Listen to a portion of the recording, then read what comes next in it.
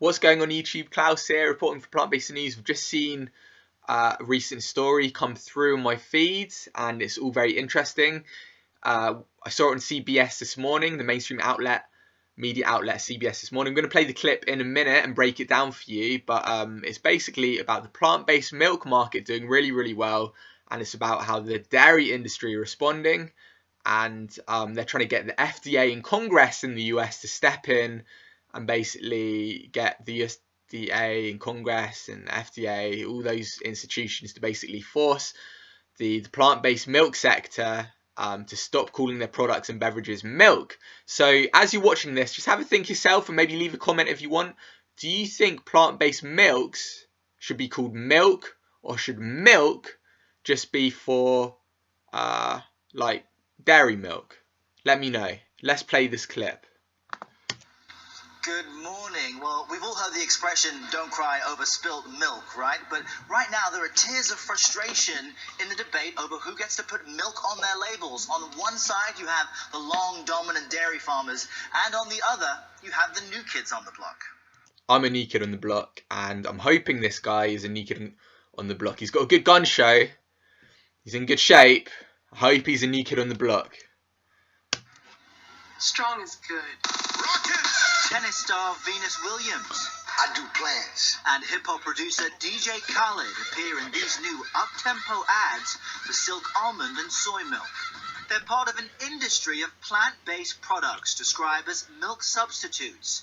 They generated $1.4 billion this year and grew 54% over the last 5 years in the US.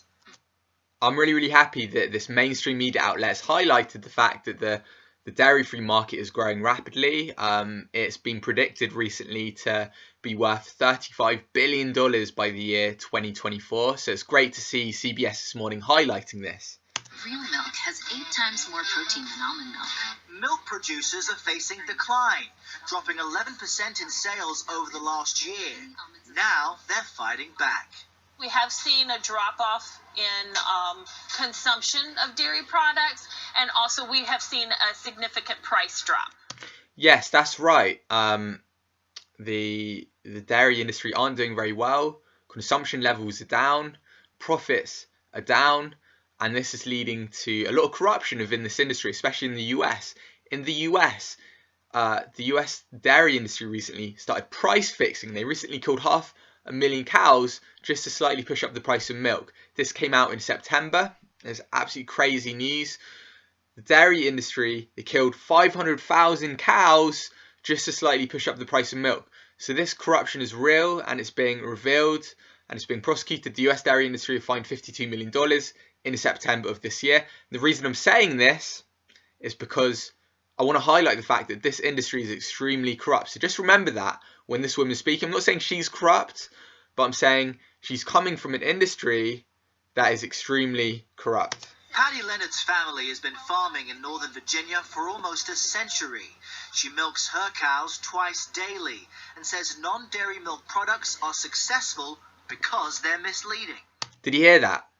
So this woman, right, who works in the dairy industry, saying dairy-free, plant-based milks are misleading. That is absolutely bonkers. That's crazy. That is crazy. That's the opposite of the truth. What's misleading is the dairy industry, the whole happy cow, all that stuff. If you just Google, you look up how the cows are artificially inseminated, how they're treated. I don't want to get into words like rape and that, but it's cruel. You look at the environmental degradation as well. 1,000 litres of water are needed to produce just 1 litre of cow's milk. But do Greenpeace, do these environmental organisations say this? No, that's what I'd call misleading. Do the institutions like the USDA and other health groups talk about the way milk engenders a crazy IGF-1 response? The more you drink milk, the more your IGF-1 levels go up, and that's why milk consumption, dairy consumption is associated with so many cancers and osteoporosis, stuff like that. Do we get told that? No. That emanates from the dairy industry. The dairy industry siphon off large quantities of wealth. The meat and dairy industry gets subsidised $38 billion every year in the form of subsidies by the US government. That's what's misleading. There's no level playing field. That's the misleading factor here. So what I'm trying to say is, like, what this woman is saying does not correlate with reality one bit. It's the opposite of the truth. They are using the good name and the good qualities and the standard of milk to share their product. I'm a victim. She's like, the tone of the voice, it's very telling. It's very, very telling. What makes it all the more important that we have a clear definition and a clear standard so that our consumers have a clear understanding of what they're purchasing and there's no confusion. 32 congressmen from dairy-producing states agree, penning this letter urging the FDA to enforce its existing definition of milk, which states it is obtained by the complete milking of one or more cows. Just be honest, it's not about the definition. Because if it was about the definition, then the meat industry wouldn't call meat flesh, because flesh is the actual word that comes from fruit flesh, and that word has been stolen by the meat industry. But nobody cares. Nobody cares about these words. Why don't you just admit it? The reason you're doing this is because you're not happy, because your profits are plummeting while the dairy-free products are soaring and you feel threatened. Just be honest about it. It's okay. People would admire you a bit more. People would like you a bit more if you're just honest with people. But how much confusion is there between cow milk and its substitutes? I don't think they're the same as milk, and I think that confuses people. I think it should continue to be called milk. It's used like milk. Worldwide, this is the same terminology that has been used for years. For Nancy Chapman of the Soy Foods Association, the hope is the FDA widens its definition. When you drink soy milk, it is equal in terms of its ability to support growth and development, as is the dairy cow's milk. She's got to be so conservative. This woman is a spokesperson for the soy milk board or industry or something. She's got to be so careful with her words. That's why she's talking very conservatively, because she realizes that the dairy industry just has a huge amount of legal resources, huge amounts of money. It's connected, it's embedded in our society, it's entrenched in our society, it's connected to finance, it's connected to the mainstream media. So she's aware of this, and that's why she's being very, very conservative with her message. Chris Galen works for the Milk Producers Federation. Would you be all right with a looser definition? I've never milked a soybean. I don't suppose if you crack one open, you'd find much milk or any liquid there. All we want is for the government to do its job and to enforce the regulations on the books that says you don't got milk if it comes from a nut or a seed. He sounds very like David Dobbin, the chief executive of the United Dairy Farmers, who, let's just get the notes out, very recently said it's a demographic time bomb. What he meant by that was that there are so many younger people now shunning dairy, and it's millennials that are really taking to the vegan lifestyle. I just wish this guy was a bit more honest and he'd just say, look, the reason I'm saying this stuff is just because I feel a little bit threatened. But hey, that's just the way the cookie crumbles.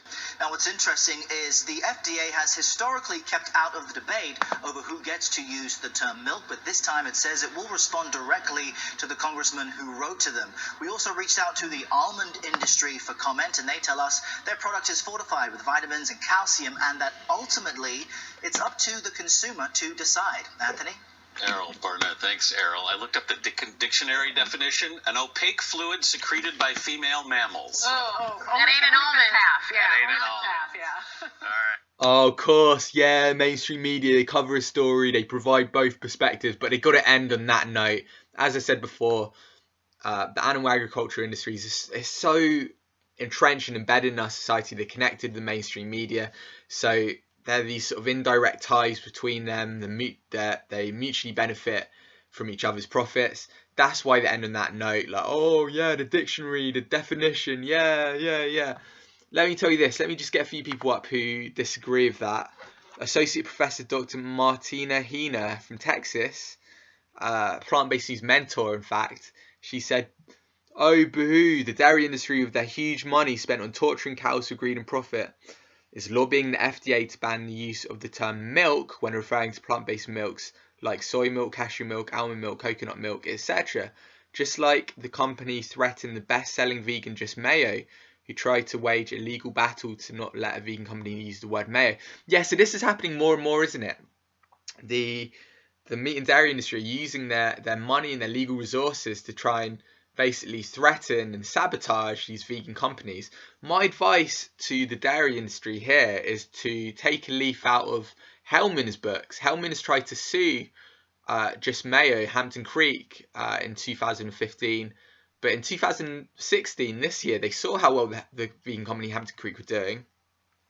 For example, Hampton Creek are now valued at over $1 billion, and they've recently had 43 of their vegan products stocked in the massive US supermarkets, Walmart and Target. Hellman saw this and they're like, whoa, we can't win against these people because, you know, they're doing really, really well. Profits in terms of like the ethics, the morals, the environmentally, like these guys are onto winning product here. And so what Hellman has done is they actually released vegan mayonnaise, a vegan product.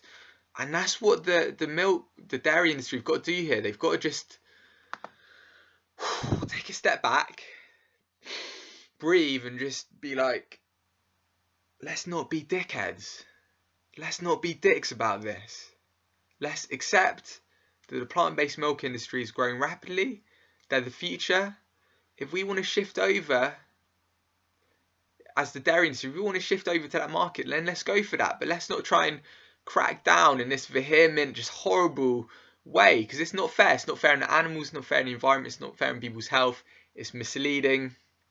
So yeah, that's what I think. What do you think though? Let me know down below. Let's get some more reaction. Dr. John McDougall, who I just interviewed very recently actually, so check out that interview if you haven't seen it. He goes into a little bit about the dairy industry and how they're misleading, stuff like that. So see the interview if you want.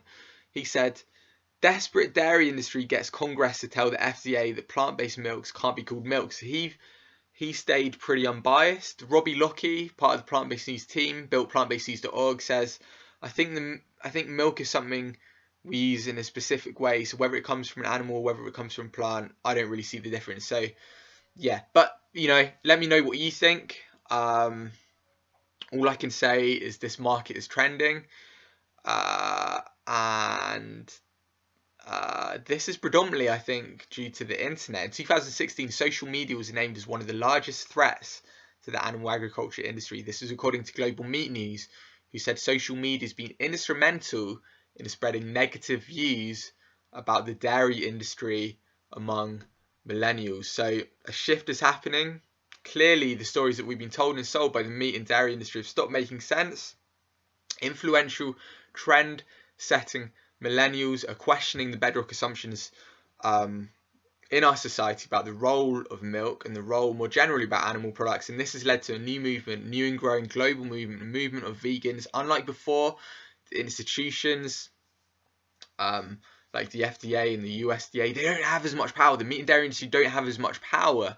This is mainly because of the internet, which is, if you think about it, opened up communication pathways that weren't available to previous generations. So because of the amazing resources online, there's a growing understanding of the plight of animals and the environmental effects of like drinking cow's milk. And yeah, the tides are turning, and let's just hope this trend continues. Let me know what you think in the comments down below.